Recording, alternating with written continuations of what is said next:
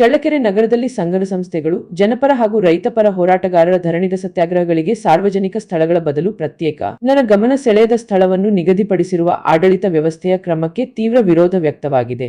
ಸಾರ್ವಜನಿಕರಿಗೆ ತೊಂದರೆ ಎಂಬ ನೆಪವೊಡ್ಡಿ ಸರ್ಕಾರಿ ಕಚೇರಿಗಳ ಮುಂದೆ ಹಾಗೂ ಜನಸಂಚಾರ ಇರುವ ಪ್ರದೇಶಗಳಲ್ಲಿ ಹೋರಾಟ ನಡೆಸದಂತೆ ಹೋರಾಟಗಾರರನ್ನು ಹತ್ತಿಕ್ಕಲಾಗುತ್ತಿದೆ ಎಂಬ ಆರೋಪ ಕೇಳಿಬಂದಿದೆ. ಇದು ಜನಪರ ಹೋರಾಟಗಳನ್ನು ದುರ್ಬಲಗೊಳಿಸುವ ಪ್ರಯತ್ನವೆಂದು ಹೋರಾಟಗಾರರು ಆಕ್ರೋಶ ವ್ಯಕ್ತಪಡಿಸಿದ್ದಾರೆ.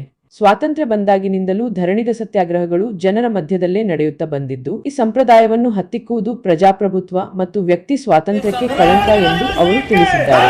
ಈ ಕೂಡಲೇ ಈ ನಿರ್ಧಾರವನ್ನು ಹಿಂಪಡೆಯದಿದ್ದರೆ ಮುಂದಿನ ದಿನಗಳಲ್ಲಿ ದೊಡ್ಡ ಮಟ್ಟದ ಹೋರಾಟ ನಡೆಸಲಾಗುವುದೆಂದು ಎಚ್ಚರಿಕೆ ನೀಡಿ ತಮ್ಮ ಮನವಿಯನ್ನು ಕರ್ನಾಟಕ ಸರ್ಕಾರಕ್ಕೆ ಸಲ್ಲಿಸಿದ್ದಾರೆ.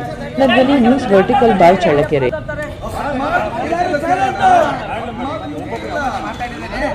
ಕರ್ನಾಟಕ ರಾಜ್ಯ ರೈತ ಸಂಘಕ್ಕೆ ಯಾತಕ್ಕಾಗಿ ಹೋರಾಟ, ಯಾತಕ್ಕಾಗಿ ಹೋರಾಟ, ಎಲ್ಲವರಿಗೆ ಹೋರಾಟ, ಎಲ್ಲವರಿಗೆ ಹೋರಾಟ. ಸ್ನೇಹಿತರೆ, ಪತ್ರಿಕಾ ಮಾಧ್ಯಮ ಮಿತ್ರರೇ, ಏನು ಆಗ್ತಾ ಇದೆ ಅದು ಆಗ್ತಾ ಇಲ್ಲ, ಏನು ಆಗ್ಬಾರ್ದಾಯ್ತೋ ಅದು ಆಗ್ತಾ ಐತೆ.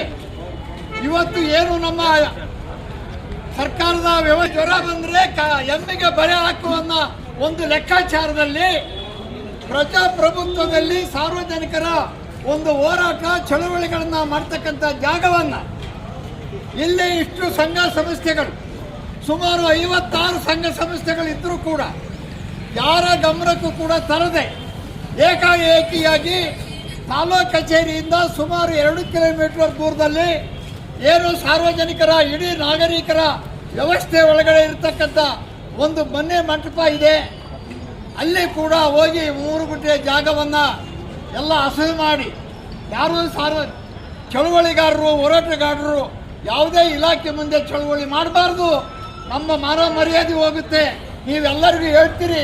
ಆ ಕಾರಣದಿಂದ ಇವರ ಮಾನ ಮರ್ಯಾದೆಗಳನ್ನು ಮುಚ್ಚಾಕೊಳ್ಳಕ್ಕೆ ಆ ಜಾಗವನ್ನು ಫಿಕ್ಸ್ ಮಾಡಿರ್ತಕ್ಕಂಥದ್ದು ಅವೈಜ್ಞಾನಿಕ.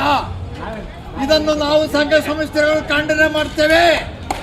ಆ ಕಾರಣದಿಂದ ಯಾವುದೇ ಕಾರಣದಿಂದ ನಮ್ಮ ಹೋರಾಟ, ನಮ್ಮ ಚಳವಳಿ ಈ ತಾಲೂಕು ಕಚೇರಿಯನ್ನ ಬಂಡವಾಳ ಹಾಕಿ ಸುಮಾರು ಕೋಟಿಗಟ್ಟಲೆ ಬಂಡವಾಳವನ್ನು ಹಾಕಿ ಕಟ್ಟಿಸಿರ್ತಕ್ಕಂಥ ತಾಲೂಕು ಕಚೇರಿ ನಮ್ಮದೇ ಹೊರತು ಅಧಿಕಾರಿ ಸಂಘಟನೆಗಳು ನಿಷೇಧ ಮಾಡಿ ಅವ್ರಿಗೆ ಅವಕಾಶ ಕೊಡಬೇಡಿ. ನಾವು ನಾವೇನು ತಪ್ಪು ನಾವು ಶಾಂತಿಯುತವಾಗಿ ಯಾರೇ ಆಫೀಸ್ ಆಗಿರ್ಬೋದು ಯಾವುದೇ ಇಲಾಖೆಗಳ ಮುಂದೆ ನಾವು ಬೇಕಾದಷ್ಟು ಸಾವಿರಾರು ಸಂಖ್ಯೆಯಲ್ಲಿ ಜನ ಸೇರಿ ಪ್ರತಿಭಟನೆಗಳನ್ನು ಮಾಡಿದ್ದೀವಿ, ಧರಣಿ ಮಾಡಿದ್ದೀವಿ, ಎಲ್ಲ ಮಾಡಿದ್ದೀವಿ. ಆದರೆ ನಮ್ಮಿಂದ ಸರ್ಕಾರಕ್ಕೆ ನೀವು ಒಬ್ಬ ತಾಲೂಕು ದಂಡಾಧಿಕಾರಿ ಏಕಾಏಕಿ ಒಂದು ಸ್ಥಳದಲ್ಲಿ, ಅದು ಸಂವಿಧಾನ ಶಿಲ್ಪಿ ಅಂಬೇಡ್ಕರ್ ಕೊಟ್ಟಿರೋ ಹಕ್ಕು ನಮಗೆ ಪ್ರತಿಭಟನೆ ಅನ್ನೋದು, ಆ ಹಕ್ಕಿಗೆ ವಿರುದ್ಧವಾಗಿ ನೀವು ಸ್ಥಳ ನಿಗದಿ ಮಾಡಕ್ಕೆ ಯಾರು ಅಲ್ಲ. ಈಗ ಆ ಜಾಗ ಯಾಕೆ ಫಿಕ್ಸ್ ಮಾಡಿದ್ರಿ? ಏನೇನು ಮಾನದಂಡಗಳ ಮೇಲೆ ಆ ಸ್ಥಳ ನಿಗದಿ ಮಾಡಿದ್ರಿ? ಈಗ ಒಂದು ನಿಮಿಷ ಮಾನದಂಡ ಅಂದ್ರೆ ಅವ್ರಿಗೆ ಗೊತ್ತು ಅಲ್ಲ. ಈಗ ಒಂದು ನಿಮಿಷ ನೀವೇನ್ ಹೇಳ್ತೀರಿ? ಪಾದಚಾರಿ ಮಾರ್ಗಕ್ಕೆ ತೊಂದರೆ ಆಗ್ತದೆ, ತಮ್ಮದೇ ಹೇಳಿಕೆ ಇದೆ. ಹಂಗಾದ್ರೆ ನಿಮ್ಮ ಕಚೇರಿ ಮುಂದ್ಗಡೆ ಇರೋ ಅಂಗಡಿ ಪಾದಚಾರಿ ರಸ್ತೆಯಲ್ಲಿ ಇದೆಯಾ, ಎಲ್ಲಿದೆ? ಬರದಿರೋದಲ್ಲ, ನಾನೊಪ್ಪಲ್ಲ. ನೀವು ಯಾಕೆ ಮತ್ತೆ ತೆರಬೇಕಾಗಿಲ್ಲ ಅಂದ್ರೆ ತಹಸೀಲ್ದಾರ್ ಆದೇಶಕ್ಕೆ ಪೌರ ಇಷ್ಟ ಕಿಮ್ಮತ್ ಕೊಡಲ್ಲ ಅನ್ನೋದಾಯ್ತು ಅಲ್ಲಲ್ಲ. ಈಗ ಅದು ಏನ್ ತೋರಿಸುತ್ತೆ? ಪಾದಚಾರಿ ಮಾರ್ಗದಲ್ಲಿ ಇವ್ರು ತಾಲೂಕು ದಂಡಾಧಿಕಾರಿಗಳು ಹೇಳ್ತಾರೆ, ಒಂದು ನಿಮಿಷ, ಚಳ್ಳಕೆರೆ ತಾಲೂಕಿನ ದಂಡಾಧಿಕಾರಿಗಳು ಹೇಳ್ತಾರೆ ಪಾದಚಾರಿ ಮಾರ್ಗದಲ್ಲಿ ಪ್ರತಿಭಟನೆ ಮಾಡಿದ್ರೆ ಸಾರ್ವಜನಿಕ ತೊಂದರೆ ಆಗ್ತದಂತೆ.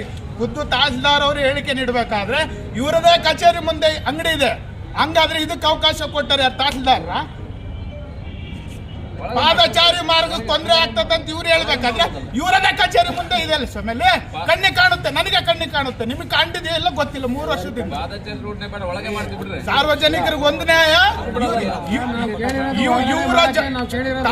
ಒಂದು ನಿಮಿಷ